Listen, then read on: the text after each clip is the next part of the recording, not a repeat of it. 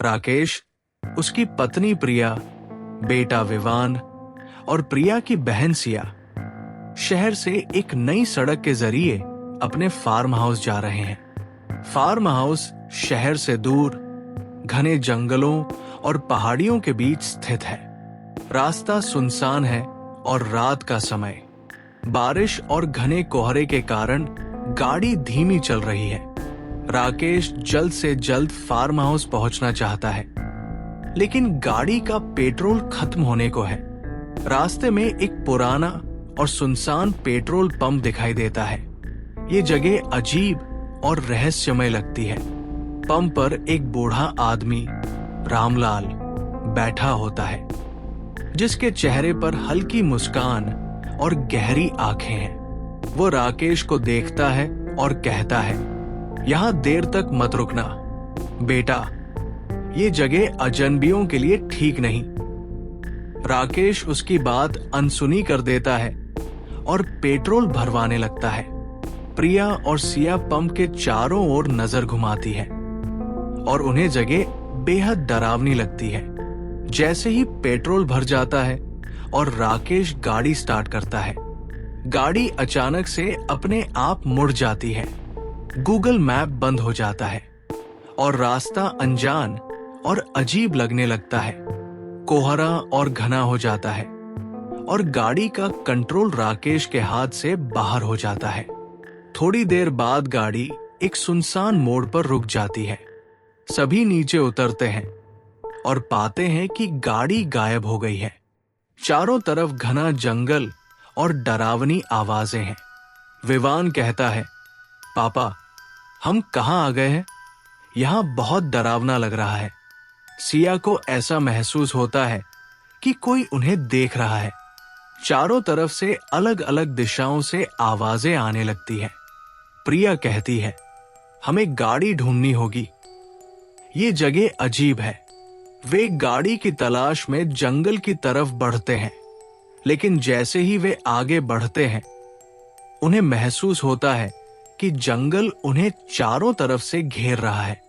घने जंगल में चलते चलते वे एक छोटे से लकड़ी के केबिन के पास पहुंचते हैं। केबिन में हल्की रोशनी दिखती है और खिड़की पर अजीब परछाइयां हिलती नजर आती है। केबिन में घुसने पर वे देखते हैं कि दीवारों पर अजीब निशान और रेड कलर के धब्बे हैं। एक पुरानी किताब टेबल पर रखी है। सिया किताब खोलती है और पढ़ती है। ये जगह उन लोगों को कैद कर लेती है जो अपने सबसे बड़े डर का सामना नहीं कर पाते। जैसे ही सिया ये पढ़ती है, खिड़की के बाहर तेज हवाएं चलने लगती है और दरवाजा अपने आप बंद हो जाता है। अचानक चारों को अलग अलग कमरों में खींच लिया जाता है। राकेश खुद को एक खतरनाक खाई के किनारे पाता है, जहां उसे बचपन की एक दुर्घटना याद आती है। प्रिया एक खाली घर में खुद को बंद पाती है, जहां उसकी सबसे बड़ी चिंता उसके परिवार को खोने की है। विवान घने अंधेरे में फंस जाता है और डरता है कि वो कभी अपनी माँ बाप को नहीं देख पाएगा। सिया को एक अजीब आवाज सुनाई देती है, जो उसे उसकी पुरानी गलतियों का एहसास कराती है। चारों को अपने डर का सामना करना पड़ता है। परछाइयां उन्हें डराने की कोशिश करती है और कहती है, तुम यहां से कभी नहीं निकल पाओगे।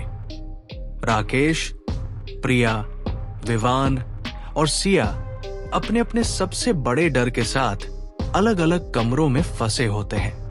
हर कमरे में अंधेरा, डरावनी आवाजें और उनके भीतर के डर को बढ़ाने वाली परछाइयां होती है। लेकिन अचानक एक धीमी और रहस्यमय घंटी की आवाज पूरे माहौल में गूंजने लगती है। ये घंटी जैसे उन्हें याद दिलाती है कि उनका सामना अकेले नहीं, बल्कि एक साथ होना चाहिए।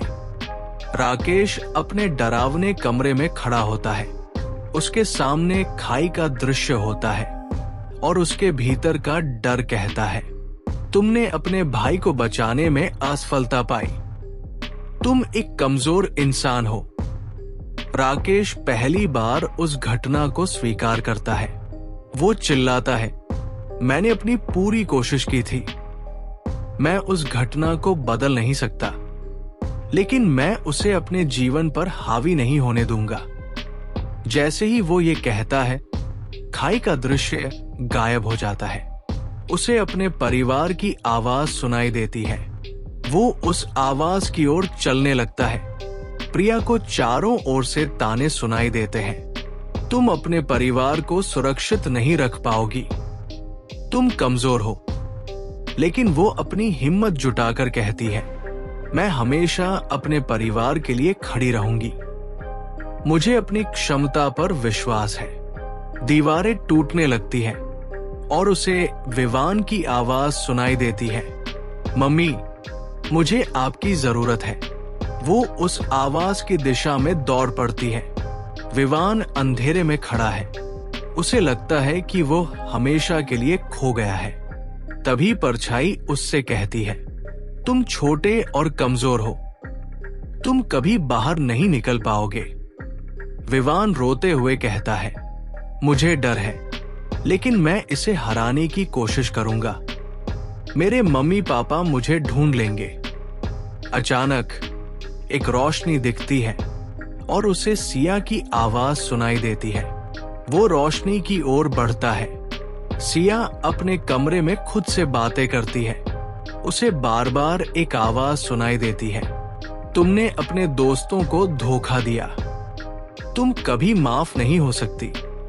वो अपनी आंखों में आंसू लेकर कहती है, मैंने गलती की थी, लेकिन मैं अब अपनी गलतियों को स्वीकार करती हूं। मैं खुद को माफ करती हूं। कमरा अचानक रोशनी से भर जाता है और उसे राकेश की आवाज सुनाई देती है। वो उस दिशा में चलने लगती है। चारों अपनी अपनी चुनौतियों को पार कर अलग अलग दरवाजों से बाहर निकलते हैं।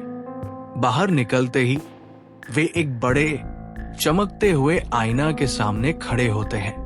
आईना में उन्हें अपने डर के अक्स दिखाई देते हैं, लेकिन जब वे अपने डर को एकजुट होकर स्वीकार करते हैं तो आईना में उनकी परछाइयां गायब हो जाती है। घंटे की आवाज और तेज हो जाती है। चारों को आईना में एक चमकता हुआ दरवाजा दिखाई देता है। जैसे ही वे एक दूसरे के हाथ पकड़ते हैं और दरवाजे की ओर बढ़ते हैं, दरवाजा खुद ब खुद खुल जाता है। दरवाजे के पार वे एक खूबसूरत शांत घास के मैदान में पहुंचते हैं। वहां सब कुछ शांत और सुखद होता है, लेकिन सबसे खास बात ये होती है कि वहां उनकी गाड़ी खड़ी मिलती है, पूरी तरह सही हालत में। चारों एक दूसरे को गले लगाते हैं। राकेश प्रिया से कहता है, हमने इसे मिलकर पार किया। सिया मुस्कुराते हुए विवान से कहती है, तुम बहुत बहादुर हो। विवान पहली बार कहता है, मैंने अंधेरे से लड़ना सीख लिया है, अब मुझे डर नहीं लगता। उनके चेहरे पर एक नई ताकत और सुकून नजर आता है। सभी समझ जाते हैं कि ये अनुभव उन्हें सिर्फ डर से लड़ना नहीं, बल्कि एक दूसरे पर विश्वास करना सिखाने के लिए था। गाड़ी में बैठने के बाद राकेश पीछे मुड़कर देखता है तो पेट्रोल पंप, जंगल सब गायब हो चुके होते हैं।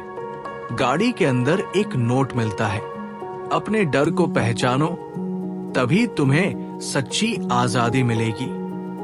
चारों चुपचाप गाड़ी में बैठते हैं और सफर शुरू करते हैं, लेकिन उनके चेहरे पर डर और सुकून का मिश्रण है। रास्ता अब सीधा और सुरक्षित दिखता है, लेकिन वे कभी नहीं समझ पाते कि जो कुछ हुआ वो असली था या सिर्फ एक भ्रम। कहानी आपको पसंद आए तो लाइक और सब्सक्राइब जरूर करना।